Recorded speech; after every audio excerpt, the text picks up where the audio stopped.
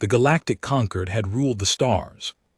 For 12,000 years, they were a group of powerful alien species who believed they were better than everyone else. They made the laws, they controlled the trade, they decided who could live among the stars and who could not.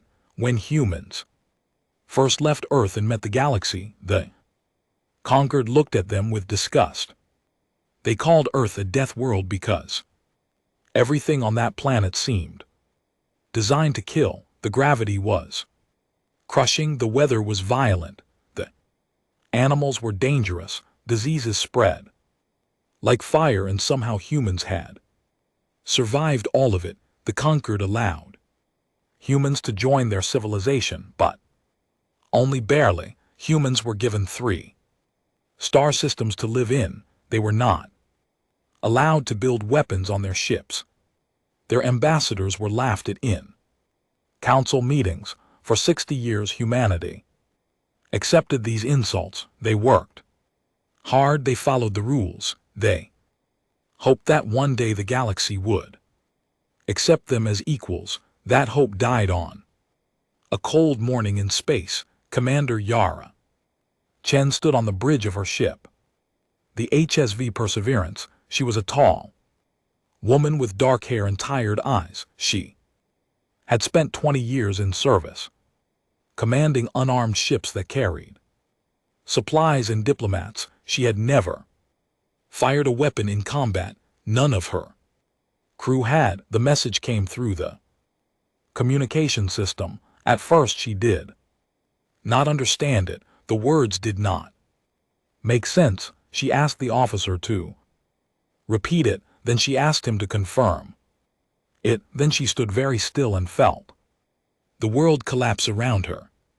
New Eden was gone. New Eden was humanity's largest colony outside Earth. 14 million people lived there, families, children, farmers and teachers and doctors and dreamers. They had built cities and planted forests. They had created a new home among the stars. The Concord fleet had arrived without warning. They had surrounded the planet. They had fired their weapons until nothing remained but ash and silence. 14 million humans dead in a single day. The reason given was a small number. Humanity had exceeded its allowed population by 0.3%. A bureaucratic violation, a paperwork error, and for this, 14 million people had been murdered. Commander Chen felt something change inside her chest. It was not sadness, it was not fear, it was something older, something that had lived in human blood since the first ancestor picked up a rock to defend their family. It was rage across human space. The news spread on space stations. Workers stopped their machines and stared at screens. On ships, crews gathered in silence. On Earth, people walked out of their homes and looked up at the sky that had once promised hope, now promised only pain. The Human Coalition Assembly met within hours. This was the government that represented all of humanity. They were politicians and diplomats, people who believed in talking and compromise. They had spent 60 years trying to make peace with the Concord. The meeting was short. There were no long speeches. There were no arguments. When the vote was called, every single hand rose together.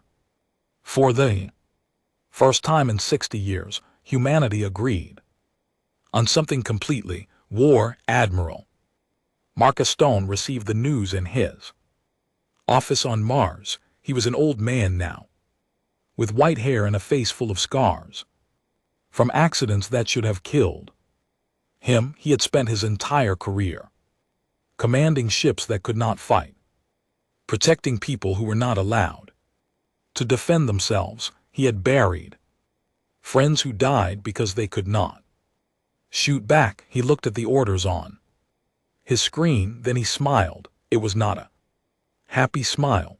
It was the smile of a man who had been waiting for something his whole life. Deep in the asteroid belts, hidden shipyards came alive. For decades, humans had been building in secret. They had designed weapons they were forbidden to have. They had constructed ships that were faster and stronger than anything the conquered had ever seen. They had trained soldiers in Earth's heavy gravity, soldiers who could survive forces that would kill any other species. The conquered had studied humans. They knew about the dangerous biology. They knew humans were predators who could run for hours without stopping. They knew humans could survive injuries that would kill most aliens. But they had decided these things did not matter. They believed civilization had made humans soft and weak. They were wrong. On a station orbiting Jupiter, a young soldier named David Park received his orders. He was 22 years old. He had joined the military to pay for his education, never expecting to fight. Now, he looked at the weapon in his hands and thought about his grandmother who lived on New Eden, who had lived on New Eden. Around him, thousands of other young men and women prepared for something none of them had ever done. Their eyes were hard, their hands were steady. They did not speak much. There was nothing to say. Commander Chen stood on her bridge and watched her crew transform. These were scientists and engineers, people who had chosen peaceful careers. Now they moved with purpose. Now they checked systems that had been installed in secret. Now they loaded weapons that had been hidden for years. She thought about the conquered admirals who had ordered the attack on New Eden. She wondered if they understood what they had done. She wondered if they knew what was coming. They did not. They could not. They had never seen humans at war. The stars themselves seemed to hold their breath. Something ancient was waking, something the galaxy had forgotten could exist. Humanity had tried to be peaceful. Humanity had tried to be patient. Humanity had tried to be good, but 14 million voices cried out for justice, and the Deathworlders had finally had enough. Admiral Marcus Stone stood before the largest gathering of human military officers in history. They filled the underground chamber on Mars.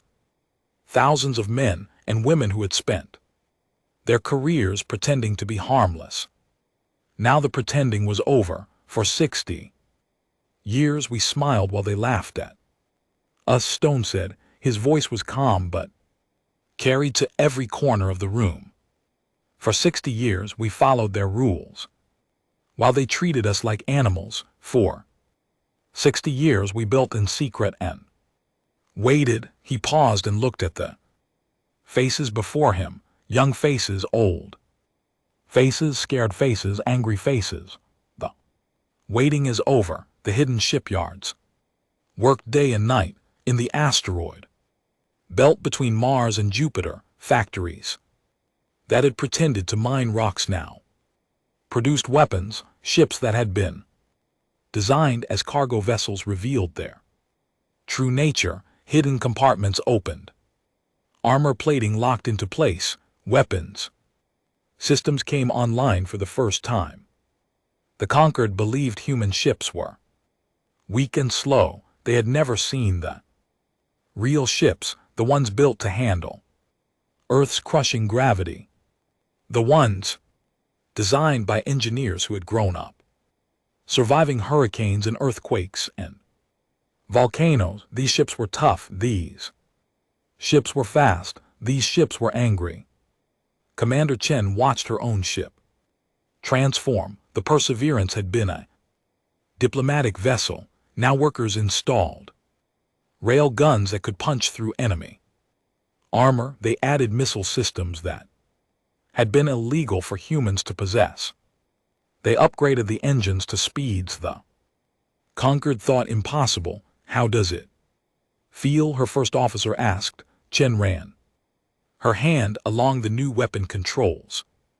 Like waking up from a long sleep, but weapons alone would not win this war.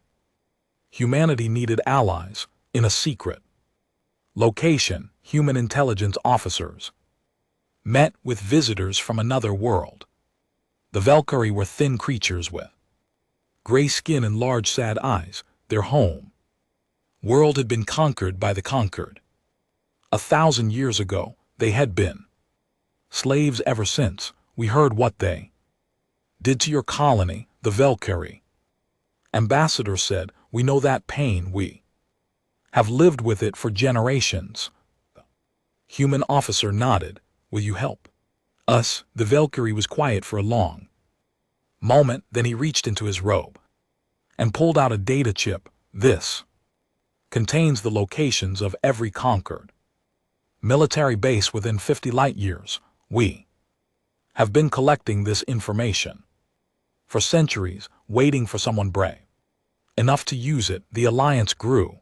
The Arthani were an aquatic species who lived in vast underwater cities. 300 years ago, the conquered had poisoned their oceans, killing billions. The survivors had never forgotten. They offered their ships and their knowledge of conquered weaknesses. The Thornaki were massive creatures covered in natural armor. The conquered had used them as soldiers, forcing them to fight and die in wars that were not their own. Now they wanted revenge. One by one, the oppressed species of the galaxy found their courage. Humans had given them something they had lost long ago: hope on Earth. The training camps were full. Young men and women learned to fight in ways their ancestors would have recognized. Hand-to-hand combat, weapons training, survival skills. They trained in Earth's heavy gravity, building strength that would seem superhuman to species from lighter worlds. David Park ran through the forest with 50 pounds of equipment on his back. His lungs burned, his legs screamed. The sergeant behind him shouted insults that would have made his grandmother blush. He thought about his grandmother. He thought about New Eden. He kept running. Humans are persistent hunters, the training instructors told them. Our ancestors did not catch prey by being faster or stronger. They caught prey by never stopping. They chased animals for days until the animals collapsed from exhaustion. That is your heritage. That is your weapon. You do not stop ever. The conquered had no idea what was coming. Their spies reported increased activity in human space, but the ruling council dismissed the concerns. Humans were primitives from a death world. They had no real military experience. They would make noise and eventually accept their place. Hi, Councillor Teeth Morin of the Athathuran species addressed his colleagues. The humans are emotional creatures. They are angry now, but anger fades. We will wait them out. In a year they will come crawling back, begging for forgiveness. The other council members agreed. They had ruled the galaxy for 12,000 years. They had crushed rebellions before. Humans were nothing special. They did not know about the hidden ships. They did not know about the secret alliances. They did not know about the soldiers training in Earth's crushing gravity, becoming stronger than any warrior the galaxy had ever seen. And they did not know about Operation First Strike. Admiral Stone reviewed the battle plans. One final time, the attack would hit 15 conquered military stations at the same moment. It would be fast and brutal. It would announce to the galaxy that humanity was done being quiet. Are the crews ready? He asked. Yes, Admiral. They are eager, Stone thought about the 14 million dead on New Eden, he thought. About 60 years of insults and restrictions, he thought about what would happen when the galaxy finally saw what humans could do, then give the order, he said. Let's remind the universe why they called Earth a death world. Across human space, engines roared. To life, weapons charged, crews took their positions. The largest military operation in human history was about to begin. The conquered had made humanity beg for scraps. They had murdered millions for a paperwork error. They had laughed and called humans animals. They were about to learn the truth. Animals from Deathworlds did not beg. They did not forgive. They did not forget. They hunted. Admiral Teeth Voren commanded the conquered fleet at Nexus Prime with complete confidence. 200 warships floated in perfect formation around the massive space station. His crews were trained professionals. His weapons were the finest in the galaxy. He had crushed rebellions before. When his sensors detected the human fleet approaching, he almost laughed. 30 ships against 200. The humans were even more foolish than he had thought. Open a channel, he ordered. I will give them one chance to surrender. Before he could speak, the human ships did something impossible. They accelerated at speeds that should have crushed their crews into paste. They split into groups and came at his fleet from multiple directions at once. They moved like nothing he had ever seen. What are they doing? Teeth asked. Those acceleration forces would kill any living creature. His tactical officer stared at the screen with wide eyes. Admiral, they are not dying. They are still accelerating. The battle lasted 14 minutes. Human ships tore through the conquered formation like wolves through sheep. Their weapons punched through shields that were supposed to be unbreakable. Their pilots performed maneuvers that no sane being would attempt. They twisted and spun and danced through enemy fire with impossible grace. Commander Chen gripped her chair as the Perseverance dove straight at an enemy battleship.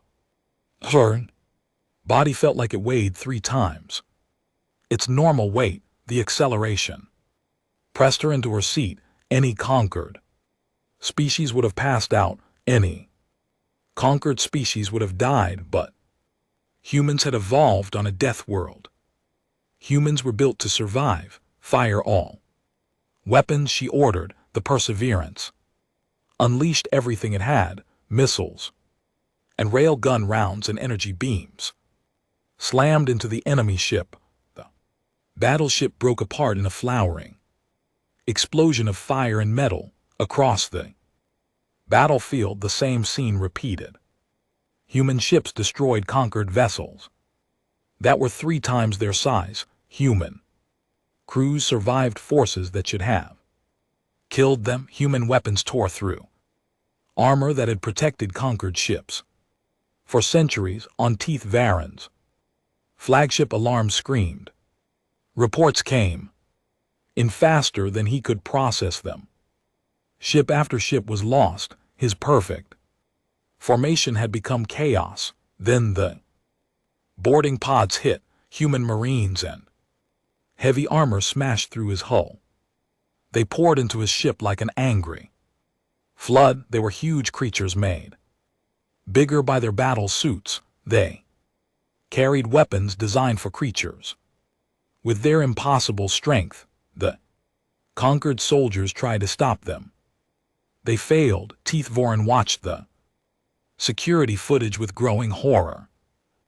Human Marine took 3 direct hits to the chest and kept fighting. Another lost an arm and used his remaining hand to choke an enemy soldier. They moved through his ship with unstoppable purpose, killing everything that stood In their way, they don't stop, he whispered.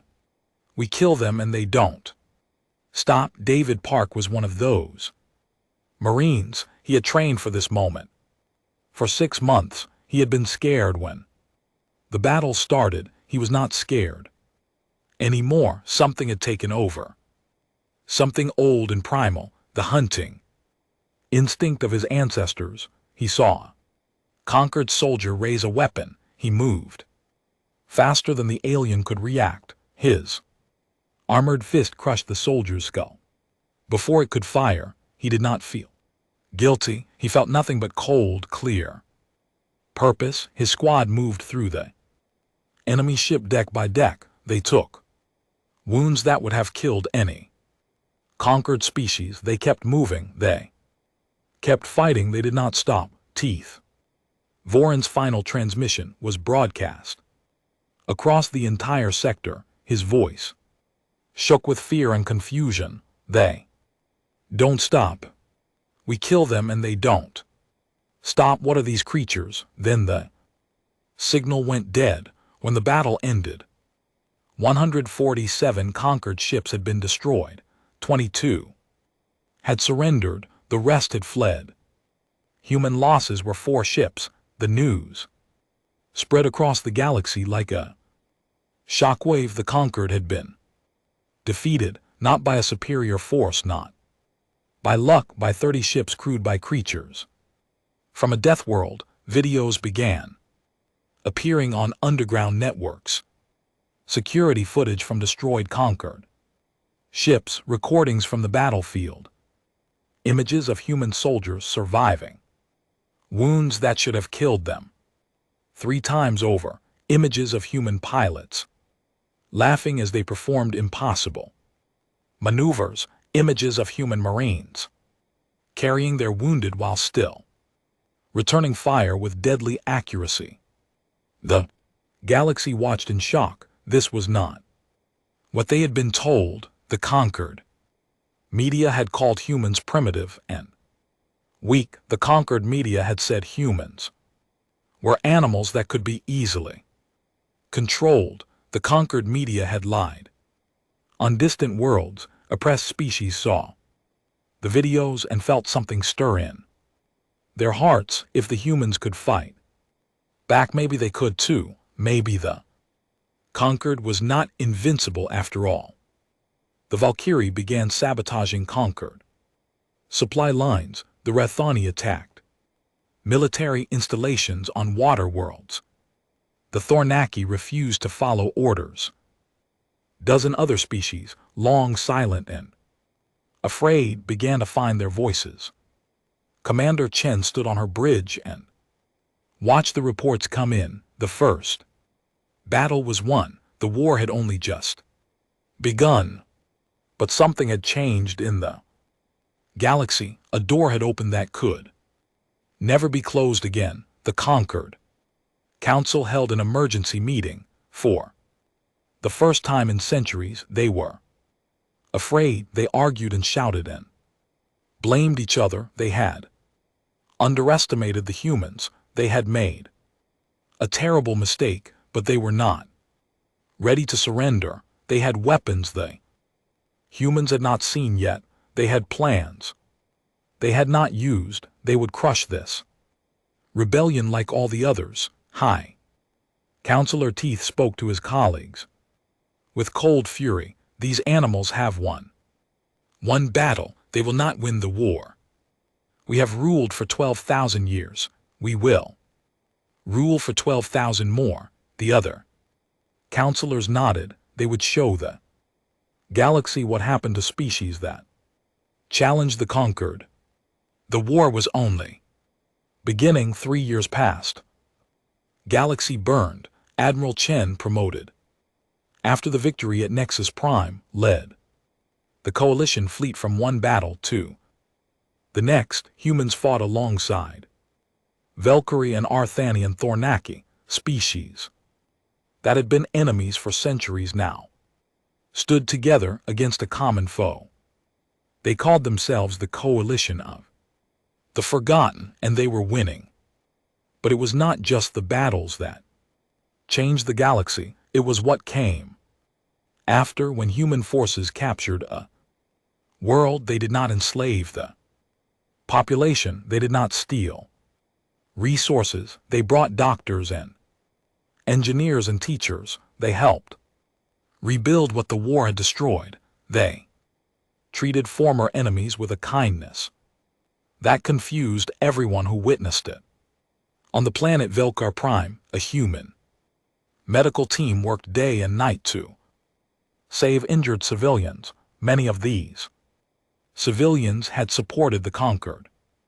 Many had cheered when New Eden was destroyed. It did not matter. The humans helped them anyway. A young Valkyrie child asked one of the human doctors why we were your enemies. The child said, "Why do you help us?" The doctor, a tired woman with gentle hands, smiled at him. Because helping people is who we choose to be. War is something we do when we must. Kindness is who we are.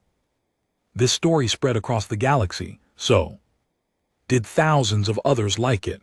The conquered had ruled through fear, humans inspired through compassion, species that had planned to resist the coalition changed their minds. Why fight against people who would help you even after you had hurt them? The conquered began to crumble. 3 member species officially left the alliance and joined the coalition. 2 others declared neutrality. They would not send more of their children to die against creatures who seemed impossible to kill. High Counselor Tethorin watched his empire fall apart. He had ruled the Athethuran species for 200 years. He had guided the conquered through countless challenges. He would not let it end like this. We have one option remaining, he told the council, the silence protocol. The other counselors went pale. The silence protocol was their darkest secret. Hidden weapon platforms throughout the galaxy, each one capable of destroying an entire planet. They had built this system 1,000 years ago, but had never used it. The threat alone had always been enough. If we use it, we become the monsters they say we are. One counselor said. Terran's eyes were cold. We are already monsters. We destroyed New Eden. Remember, the only question now is whether we win or lose. The ultimatum was broadcast across all channels. Every world in the coalition received the message. The conquered would activate the silence protocol in 30 days. One by one, coalition planets would be sterilized unless humanity surrendered unconditionally. The coalition council met to discuss their response. Fear filled the room. The silence protocol was real. They had seen the evidence. Hundreds of weapon platforms hidden for centuries, each one a planet killer. Admiral Chen listened to the arguments.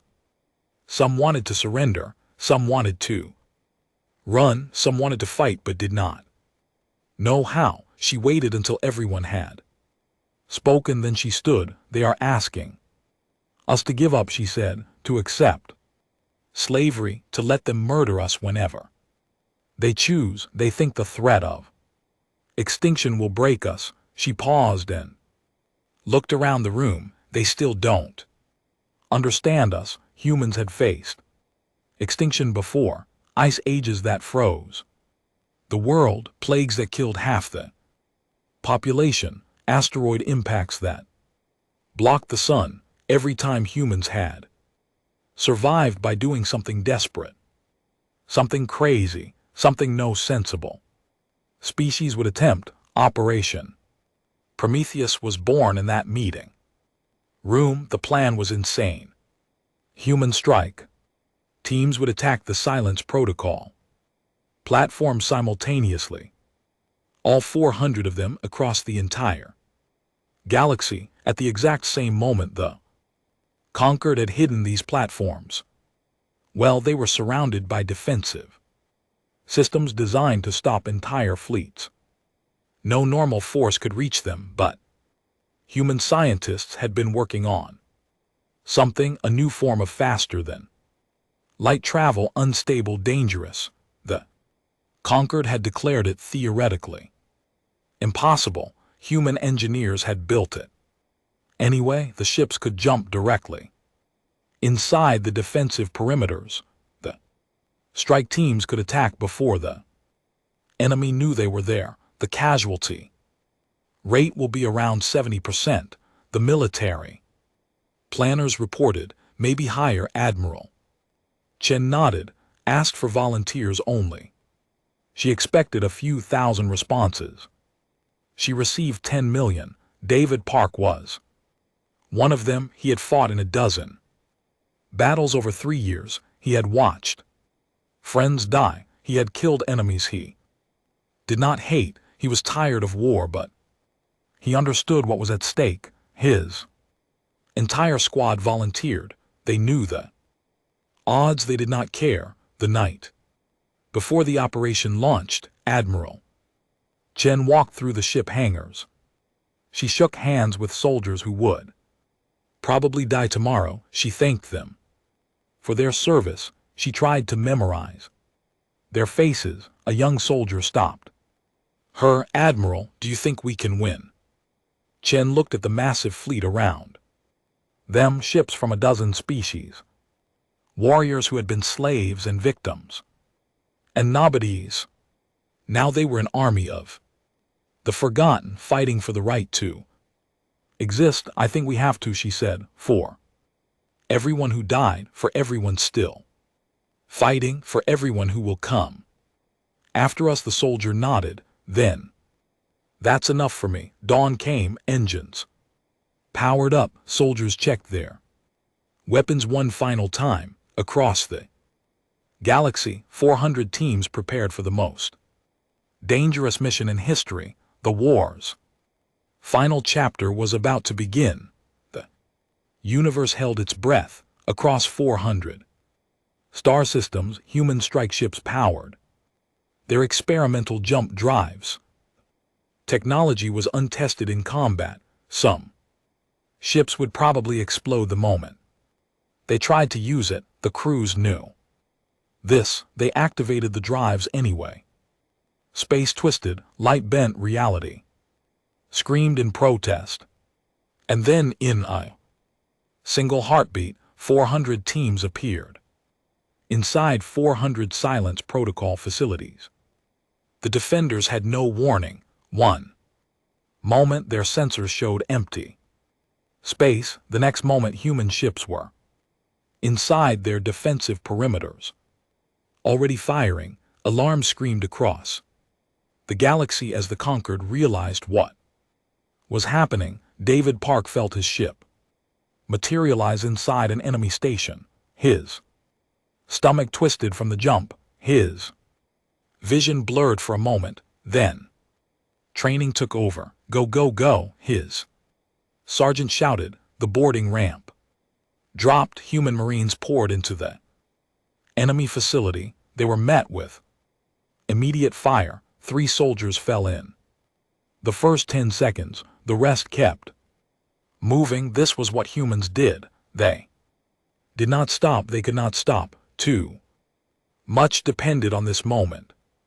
David ran through corridors filled with smoke and screaming. He fired at shapes in the darkness. He felt a shot hit his armor and ignored it. He stepped over fallen friends and kept fighting. There would be time to mourn later. Maybe the silence protocol control center was deep inside the station. The enemy knew they were coming and had prepared defenses.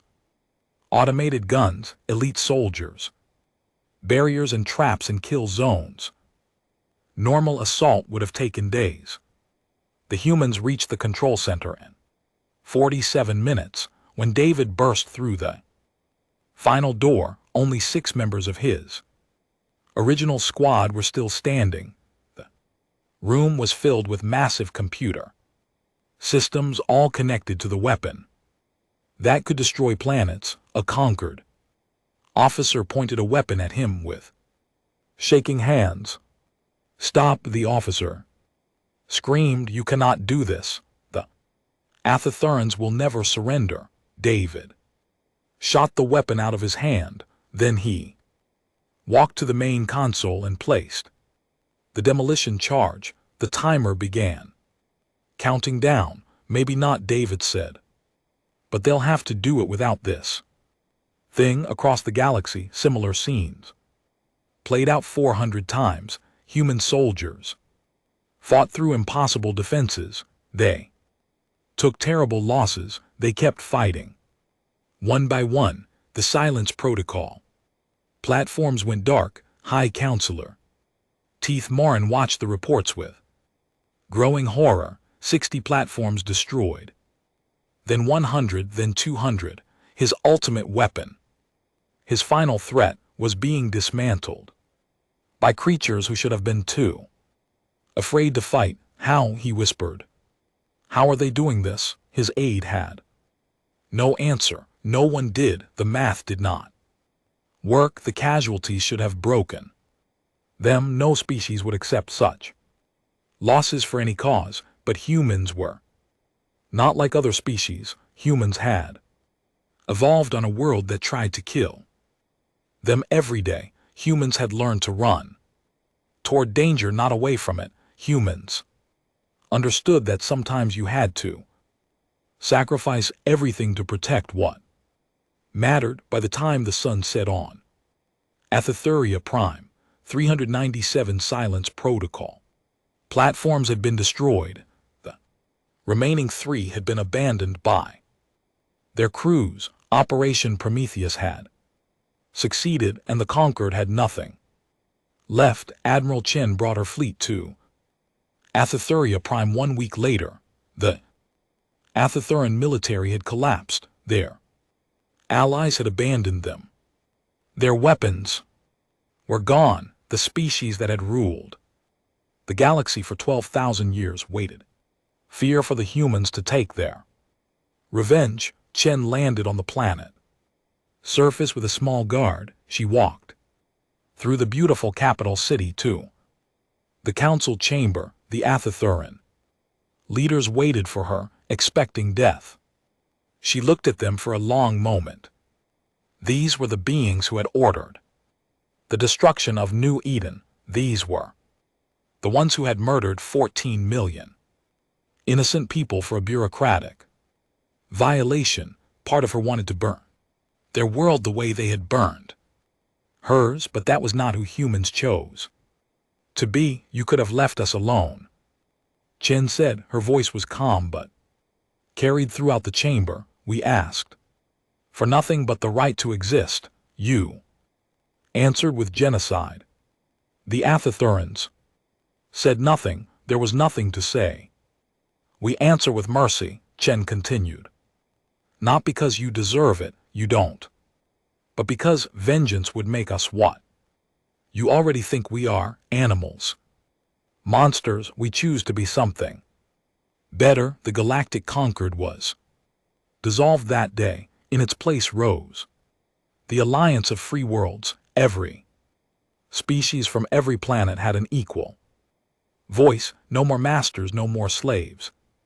No more death worlds and civilized worlds, just people trying to build something together. David Park returned to Earth 6 months later. He stood in a field that had once been a training camp and felt the sun on his face. He thought about all the friends he had lost, all the things he had done, all the nightmares he would carry for the rest of his life.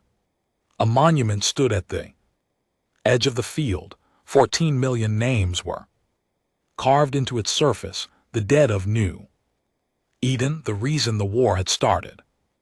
David touched one of the names, his grandmother's name. We did it, he whispered. We made them pay, and then we showed them something better. The stars look different now, not threatening, not filled with enemies.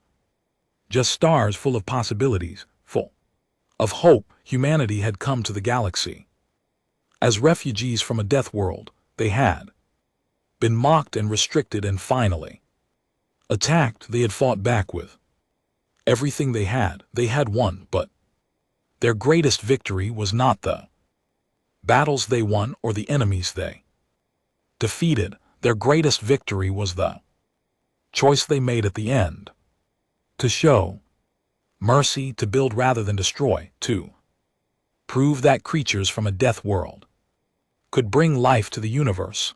The galaxy would never forget the lesson it had learned. Never corner a Deathworlder, but also never forget what they could become. Not conquerors, not destroyers, protectors, and that made all the